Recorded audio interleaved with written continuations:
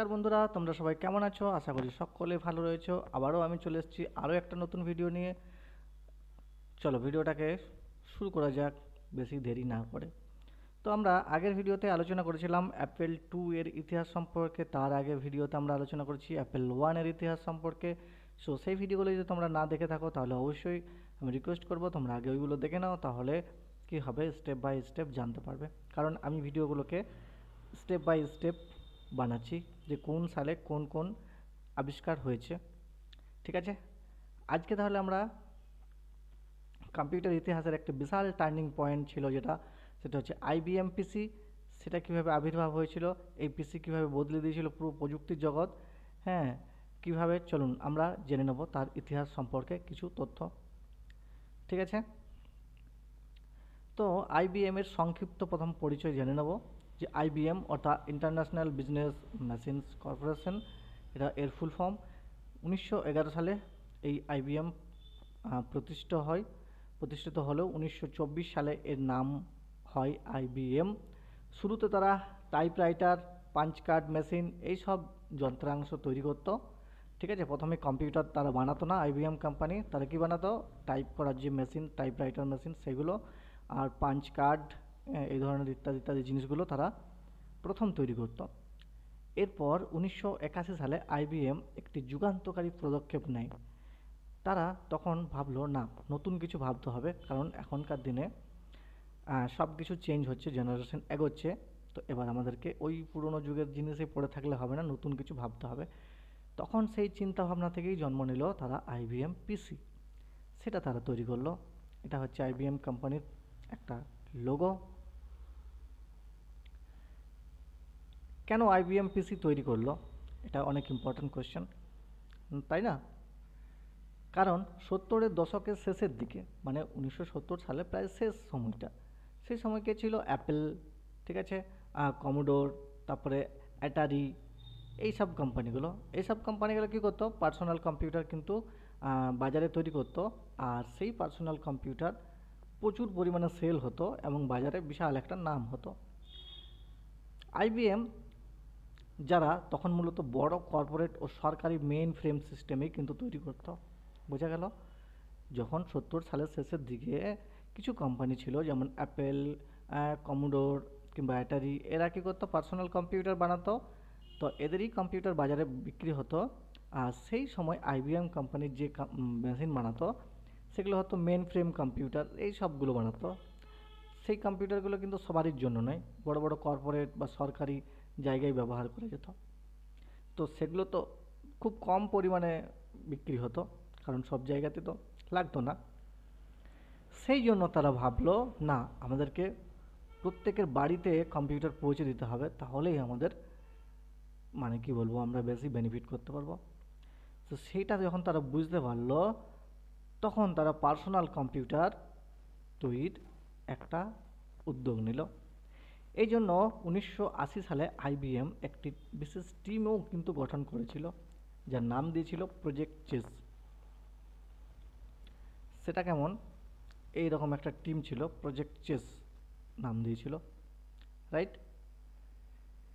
তো এই যে আইবিএম পিসি তৈরির যে দলটা ছিল, এই প্রজেক্টের যিনি প্রধান ছিলেন, মানে যিনি নেতৃত্ব দিয়েছিলেন, তার নাম হচ্ছেন ডন এস্ট্রিজ। মাত্র 12 মাসের মধ্যেই তারা, মানে এই ডন এস্ট্রিজের টিম মিলে তারা কিন্তু তৈরি করে ফেললেন একটা রেভলিউশনারি পার্সোনাল কম্পিউটার, যার নাম দেওয়া হয় সেই সময় আইবিএম 5150 বা আইবিএম পিসি। এটি বাজারে আসে 12ই আগস্ট 1981 সালে। কত?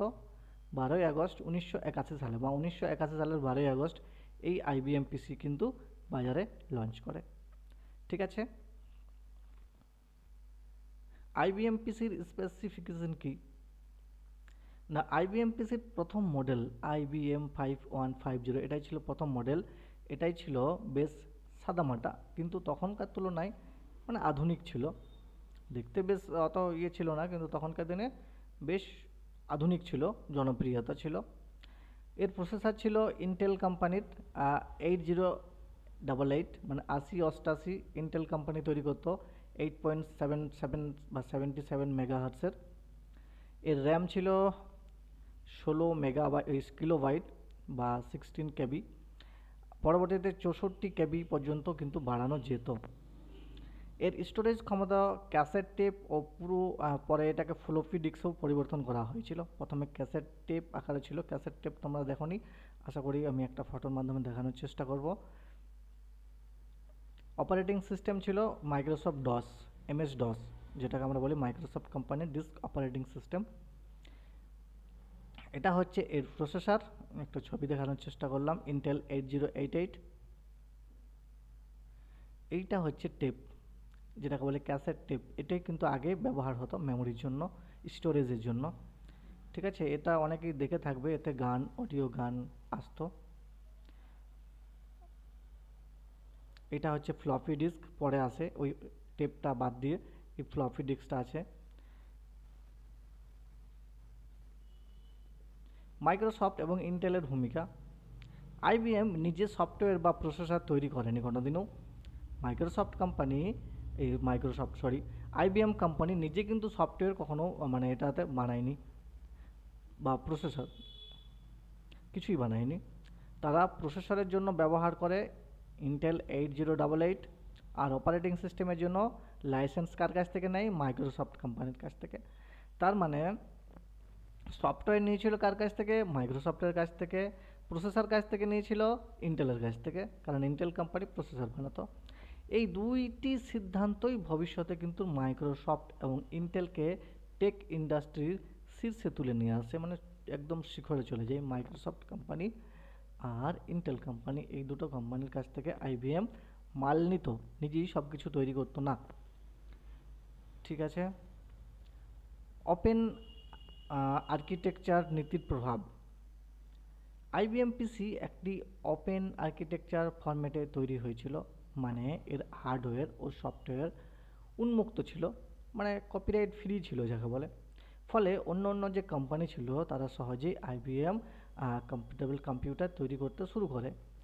এদের বলা হতো ক্লোন কম্পিউটার।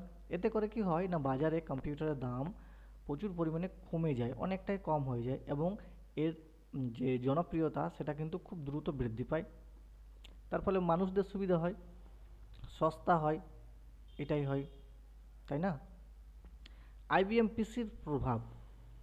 IBM PCর আবির্ভাবের মাধ্যমে পার্সোনাল কম্পিউটার বিশ্ব জুড়ে কিন্তু ছড়িয়ে পড়েছিল। যেমন স্কুল, কলেজ, গবেষণাগার, অফিস সবখানেই কিন্তু এই IBM এর PCর ব্যবহার হয়। ব্যাংক ট্যাঙ্ক সব জায়গায়, বিমা সব জায়গায়। MS DOS এবং উইন্ডোজ এর পথ প্রশস্ত করে। MS DOS কিন্তু উইন্ডোজের পথকে প্রশস্ত করে। IBM হয়ে ওঠে পার্সোনাল কম্পিউটারের মানদণ্ড। IBM কি হয়ে ওঠে? পার্সোনাল কম্পিউটারের মানদণ্ড। এমনকি আজকেও আমরা যেসব কম্পিউটার বা PC ব্যবহার করি তার মূল ভিত্তি হচ্ছে কিন্তু এই IBM PC, এর থেকেই এসছে। ঠিক আছে, এই হচ্ছে MS DOS এর প্রম্পট। এইভাবে MS DOS কে ইউজ করা যেত, MS DOS, রাইট? IBM PCর পতন কিভাবে হয়, তারপর ধীরে ধীরে দেখো। এবার যদিও IBM PC যুগান্তকারী ছিল, কিন্তু IBM কম্পিটেবল ক্লোন কোম্পানিগুলো কি করে না, সস্তায় তারা কম্পিউটার তৈরি করে, তারপর সেই কম্পিউটারগুলো পুরো বাজারে ছড়িয়ে দেয়। তো কি হয়, তার ফলে বাজারের মধ্যে তাদের কম্পিউটারে বেশি বিক্রি হয়, কারণ সেটা অনেক সস্তায় পাওয়া যায়। ঠিক আছে, 1990-এর দশকে IBM এই প্রতিযোগিতায় কিন্তু পিছিয়ে পড়ে, কারণ তাদের যে কস্ট, সেই কস্ট হিসাবে তারা কম দামে দিতে পারে না। কিন্তু তাদের আইডিয়াকে কাজে লাগিয়ে অন্য কোম্পানি তারা কিন্তু কম দামে কম্পিউটার বানিয়ে ফেলে এবং বাজারে ছড়িয়ে দেয়। শেষ পর্যন্ত 2005 সালে IBM তাদের PC বিভাগ কি করে, মানে যেটা কম্পিউটার তৈরি করার যে বিভাগটা, সেটা লেনোভোর কাছে বিক্রি করে দেয়, লেনোভো কোম্পানিকে বিক্রি করে দেয়। এই যে লেনোভো কোম্পানি, তারা কিন্তু IBM কোম্পানির পিসিকে কিনে নেয়। এবং শেষমেশ আমরা জানবো IBM PC শুধু একটা কম্পিউটার নয়, এটি ছিল একটা বিপ্লব।